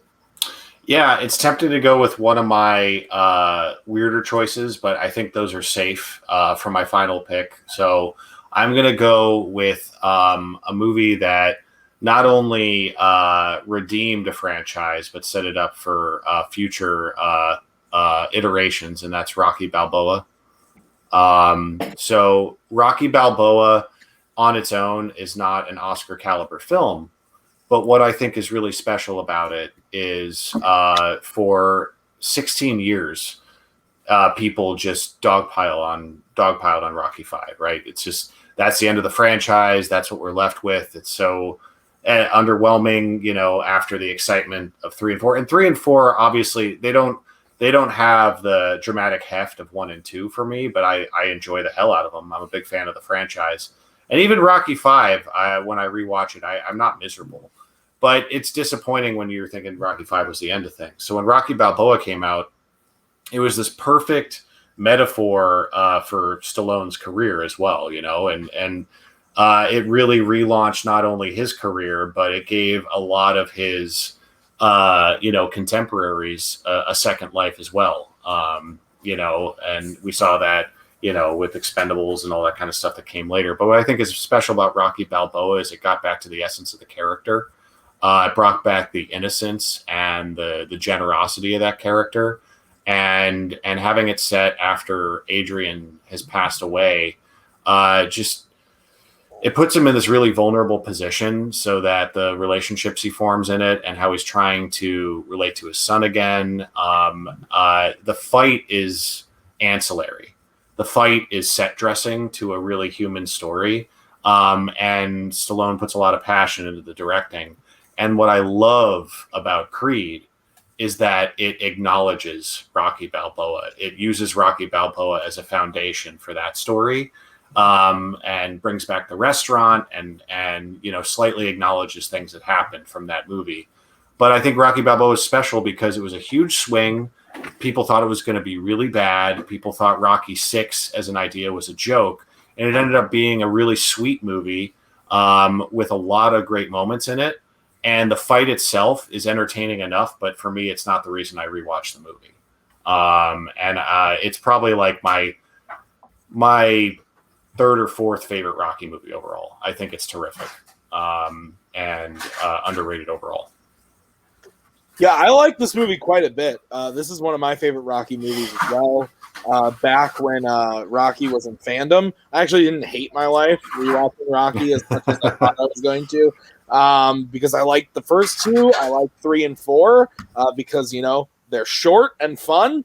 5 was a slog to get through, but this and the Creeds are a good time. So, yeah, no, I like this movie quite a bit. I like what they do with his character. I like that Adrian isn't there anymore, but Paulie is still there doing Paulie shit. And I like the relationship between the son and him. Honestly, my only main complaint with the movie, a lot of people complain about the way that like the fight at the end looks, like it's shot like an actual like pay-per-view.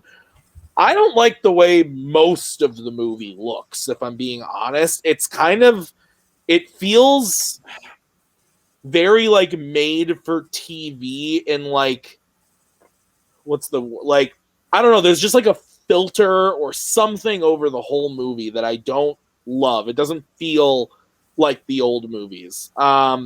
And so that's just like a minor complaint. It doesn't take me out of the movie so much that I can't enjoy it. Yeah, I would say I like the first one and the Creeds obviously better, but I like this just as much as 3 and 4. I think this movie's great. So Boatman, what about you? So this is one I have tried to give this movie a fair shake multiple times, and for whatever reason, whenever I try to rewatch Rocky Balboa, something comes up, and I kind of have to watch it in like very small parts. And I think that kind of ruins the viewing experience. But overall, I think the movie's fine. It's not one that necessarily sticks with me, but I enjoy it more than I don't. Brian, what about you? Rocky Balboa, I remember at the time I was not a very big fan of. I think this is kind of the time when Sylvester Stallone's career had kind of slipped into doing like some straight-to-video things and small movies, and at the time, to me, it felt kind of desperate. Like he was like, okay, well, I'll bring back my franchise. He brought back this, and 2 years later, brought back Rambo. Like he just wanted to be relevant again. Rambo slaps. Sorry. So I mean, I thought it was okay, but I wasn't a huge fan of it. Although if this is what it took to pave the way for him to play the character in Creed and go on from there, then I love it just as that stepping stone, because I think bringing him into that mentor role, I think was a great idea. And now we get a whole new series of films that are excellent. And so while I wasn't a fan of this, I like where it took us. I should have done Rambo 08. That movie's awesome. Okay. Brian, we move on to your next pick. I'm going to do a movie, sequel to a 1978 film. Came out in 94, although it didn't really get released in the U.S. till 2000. And that is Drunken Master 2, a.k.a. The Legend of Drunken Master. Is that what it's called, Drunken Master 2? Yeah, what got released in the U.S. is The Legend of Drunken Master. Okay. Yeah, it's a Jackie Chan movie. So back in the 70s and stuff, when the first one came out, kung fu movies or martial arts movies were just kind of being pumped out left and right, hundreds of them, and they're very low budget, and you can kind of tell they're not very good quality movies. This one in 94 is kind of what brought the current Jackie Chan that we know today. I mean, this is the movie that kind of paved the way. He did this, and he did a ton of other ones, overseas that eventually made their way over here in the late 90s, early 2000s. The problem, by the time he actually came and started making movies in the US, he was kind of getting, beyond the point where he could really do them very well. So obviously he started doing some kids films, and now he just kind of does dramas, or he shows up in these martial arts films where clearly he has stunt doubles or CGI or things like that in part of the time. But back then he didn't use any of that. It was just all him He did all his own stunts. The martial arts are phenomenally. The fights they do, the stunts they do. I mean, if you ever watch even just greatest hits of Jackie Chan moments, a lot of them are going to come from this movie. And this also kind of established that Jackie Chan style of where there's a lot of comedy. They're definitely martial arts films, but he puts a lot of comedy, not just in the plot, not just in the dialogue, but in the actual fight scenes. He managed to weave in so much fun and enjoyment into that. And this is the one I think that it's technically a sequel, but it was its own movie. It just happens to be kind of follow up to that. But if you never saw the first one, it wouldn't matter. And actually, you might be better off never even seeing the first one. It's watchable, but it's not great. But this one I think is still one of his best movies. I have not seen either of these, but you sold me. Sounds interesting. I like Jackie Chan and when I've seen him in. So, yeah. Boatman, have you seen it? I have. When I first watched this movie, I didn't know it was a sequel. And I don't think I knew this was a sequel until like a year after watching this movie. But this one is just super funny. Like the action is great, but just the whole premise of he is a better fighter when he gets drunk is just so much fun to watch. And the stunt, like Chan almost feels like a modern day Charlie Chaplin in some aspects of his stunt work. It feels so incredibly choreographed. It's like watching just a artwork at work. Like it's so incredible. Chan is just a master at his craft, and when you look at this, like it has that incredible stunt work, but balanced out with some really funny comedy and set pieces. So I had a really good time with this one. I've been meaning to watch more Jackie Chan. I just haven't gotten around to it. Paul has recommended some ones to me that I'd absolutely like. Police Story, I've heard is great. Mm-hmm. So I've been trying to watch more. The Police Story is The Armor of God. There's a lot of great ones. Basically, you want to see most of the ones that got imported and weren't actually made in the U.S. The better. That's what I've heard. Yeah. Adam, have you seen this? You are muted, sir. My apologies.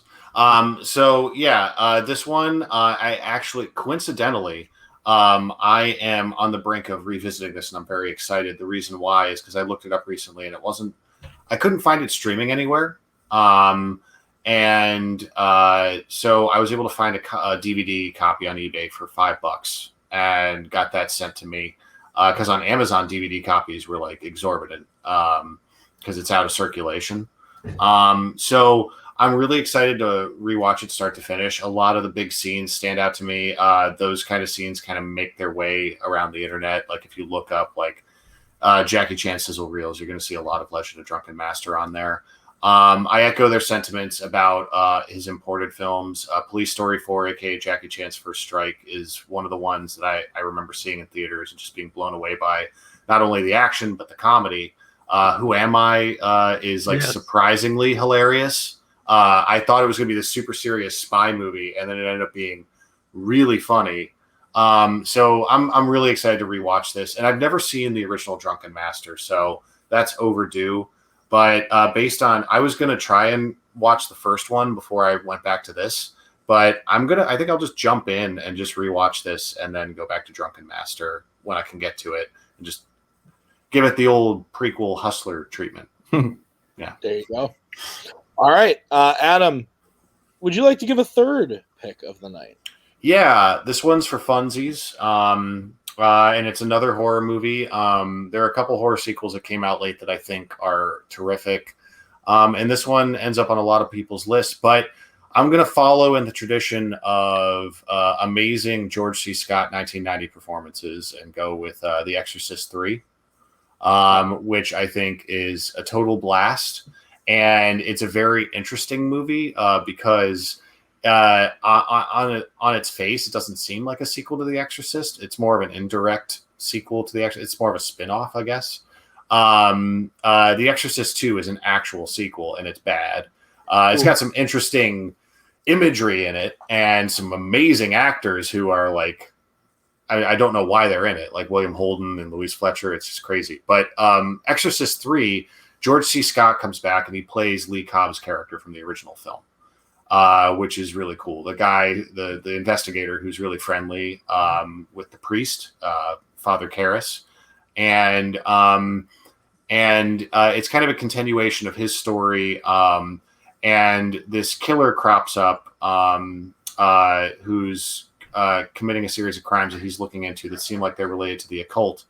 And there's also this when they catch this person and put them in this mental hospital, it seems like this person is the deceased Father Karras from the original Exorcist. And I'll kind of leave it at that because it's not everything is as it seems. The movie takes some interesting twists and turns. It's directed by William Peter Blatty, who wrote the original Exorcist, and then he wrote a book called Legion, which is what this is based off of. So he kind of does some, writing gymnastics to tie it into The Exorcist, but it thematically connects in a really interesting way. It's set in the same area in, I believe, Georgetown, where the original Exorcist is set. They bring back a lot of the iconic imagery, the stairs, things like that. But it's not a possession film. It's not a straightforward possession film. It's a mystery thriller mixed with some supernatural stuff. And on top of it all, you have George C. Scott going off on these great tangents. He gives this speech when he's walking out of a movie with his priest buddy. And he gives this whole speech about how his wife is keeping a carp, a fish, in his bathtub that's being prepared for dinner. And he talks about how much he hates the fish. And if you just watch that scene alone, you'll see why this is worth the price of admission. But go watch The Exorcist 3 if you haven't. You don't have to watch Exorcist 2. But it's such a great late George C. Scott performance that is kind of overlooked because it's a horror sequel. And there's a lot of cool jump scares in this that'll really catch you off guard. So that's my vote.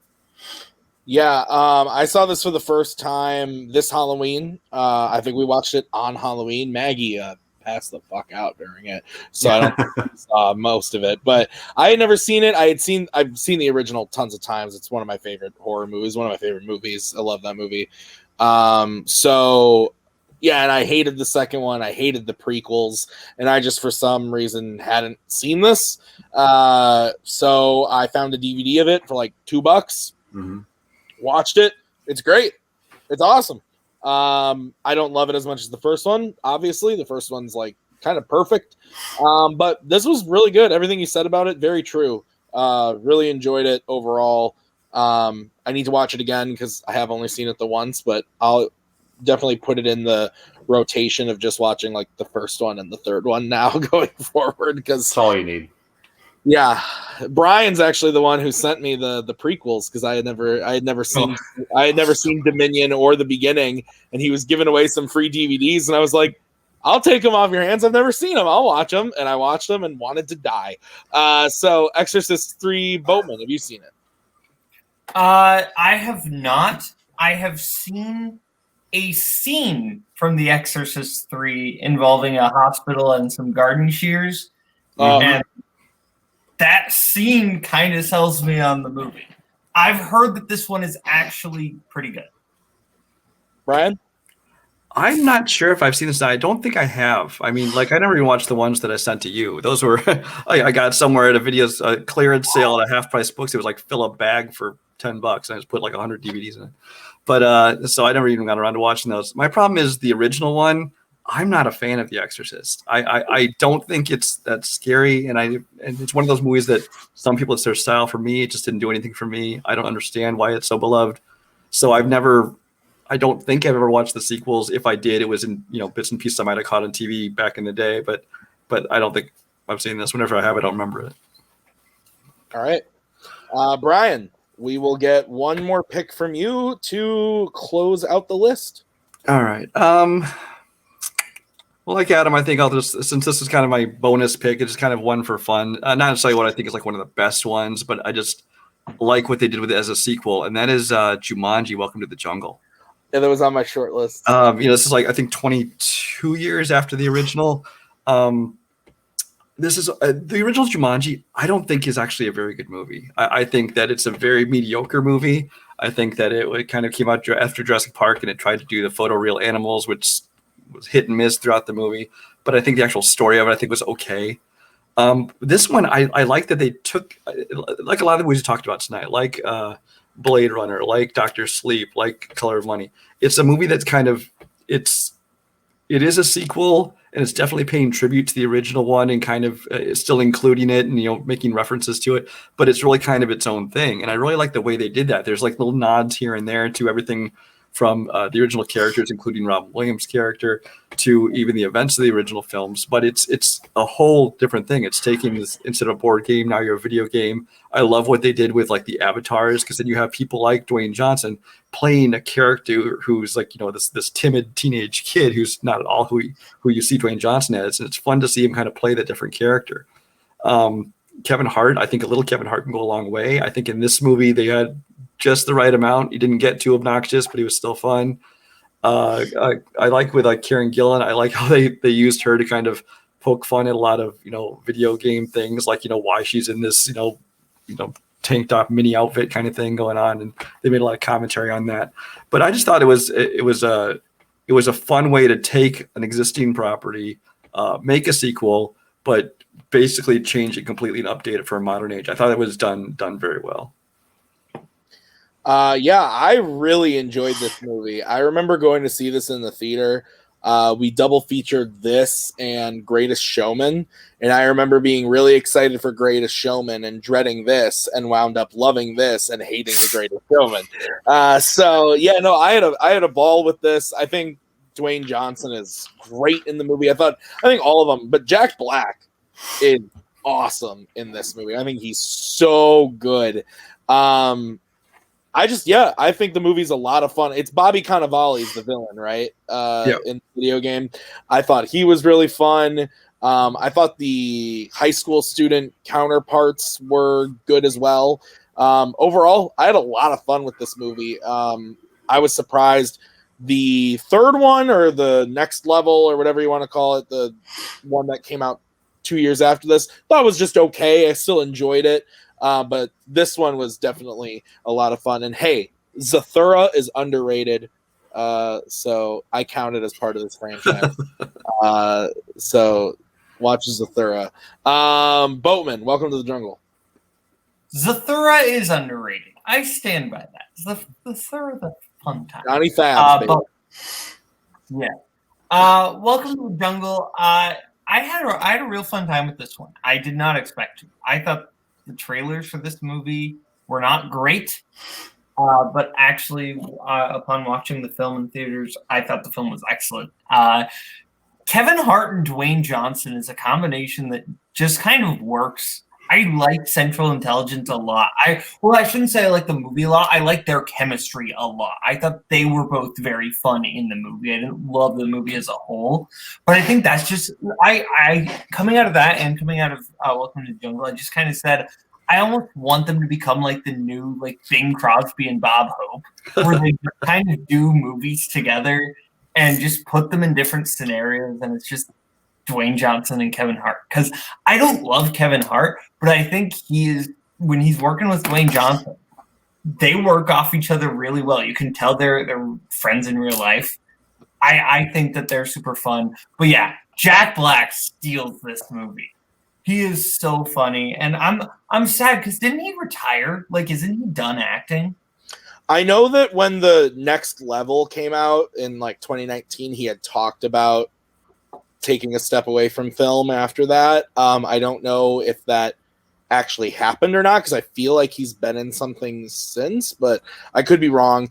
Another good Kevin Hart rock moment is Kevin Hart's cameo in Hobbs and Shaw is also very funny. Adam, welcome to the jungle. What do you think?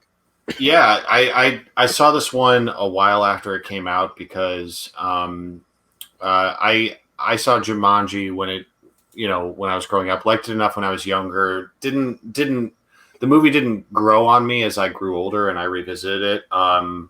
I do wish they'd find a way to bring back Jonathan Hyde's character, the safari hunter guy, because I really liked him as the bad guy in the original movie.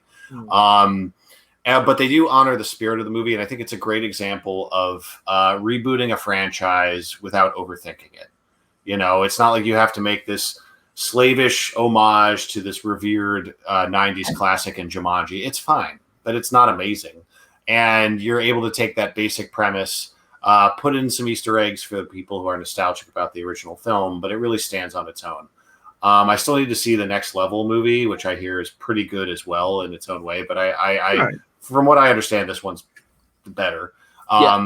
And I think there's a lot of inherent humor to playing off of these video game motifs.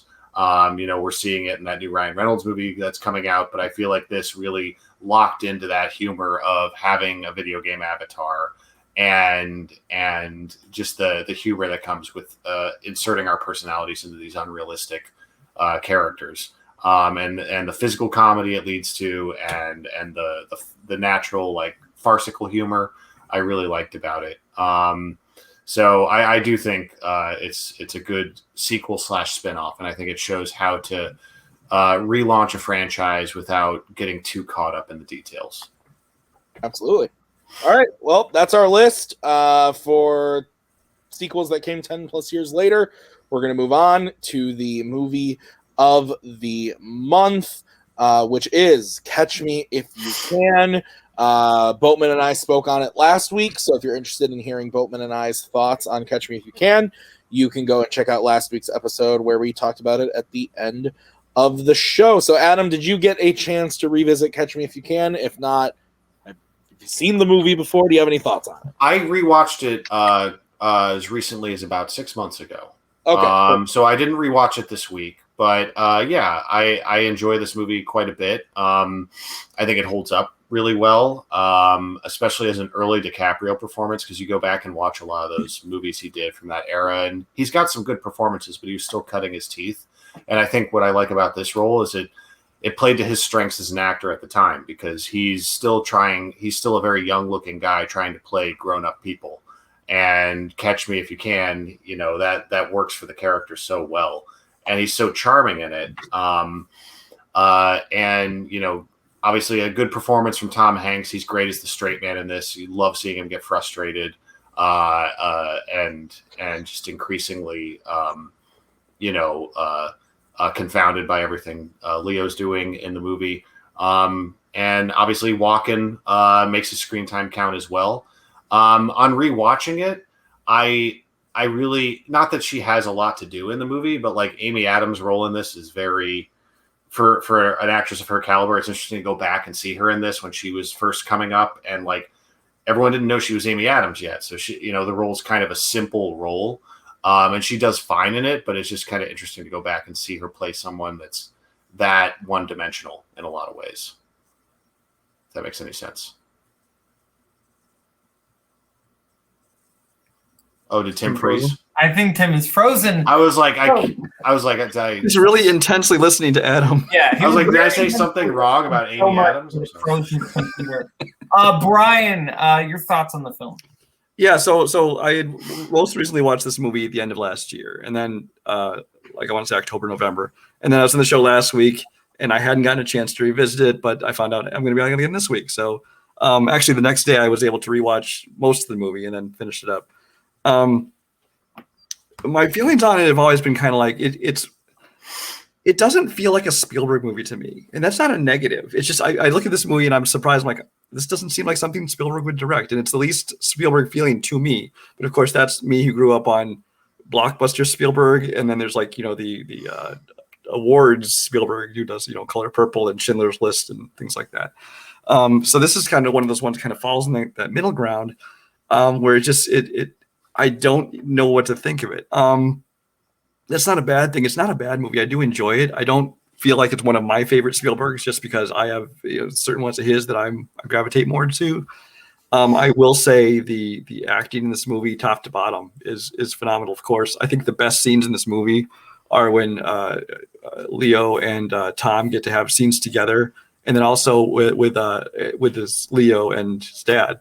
I think those are some of the scenes that I think that just really show off how good the acting is, how good they play off each other. Christopher Walken, I believe, was nominated for an Oscar, deservedly so. I think he did a great job in this one. But yeah, it's a movie that I think is fun. I don't dislike anything about it. It's just a movie that it doesn't grab me the way I know it does a lot of other people. So I don't rate it super highly, but I enjoy it.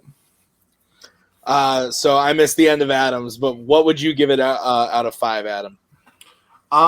It ekes out 4 for me, like very like easily a 3.5. But what puts it over the edge for the 4 is frankly, supporting performance from Christopher Walken, and I really think Hanks and DiCaprio anchor the film really well, and the pacing's great, and it shows that Spielberg has some range. Yeah. And Brian, what about you for a star rating? I think for me currently it sits at about a 3.5, which for me, I mean, I know everybody rates differently. For me, that's actually a good rating. That's pretty good. Again, there's not really anything that knocks it down for me. There's just nothing kind of give it that extra boost to a higher rating. But yeah, so 3.5 is what I get it. Okay. All right. So we made it to the end of the program. Thank you guys for sticking around, watching the show. A couple things coming up next week. We have animated characters. We got Nico on that one. We need at least one more person, if not 2. So if you're interested in being on animated characters, let us know. Brian's probably about to be surprised that I have him on another one. But July 27th, unlikely source material. We've got Kirk and Brian. So this can be, we're celebrating Jungle Cruise coming out. So this could be anything. By unlikely, we mean not a book or a TV show, what most things are made based off of. So we're talking board games, toys. We can talk about Space Jam again. We could talk about the commercials. So that one's going to be a little more interesting, a little more research to do on that one. But that's coming up on the 27th. We have yet to make our topics for August. That'll be coming very soon. So, and start thinking about a movie of the month for next month, because we're already, 2 weeks out from that. So if there's a movie that you want to see from the 90s show up for the movie of the month, message me or Boatman, and we'll see if we agree and want to put it on the poll. But otherwise, go check out Your List Sucks. That'll be airing tomorrow here on Twitch. All the replays over on YouTube. Miscellaneous will be on YouTube starting tomorrow morning, as well as all the trivia stuff. So I want to thank everyone for being here. This has been Logged It. We'll see you next time. Bye. In case I don't see you, good afternoon, good evening.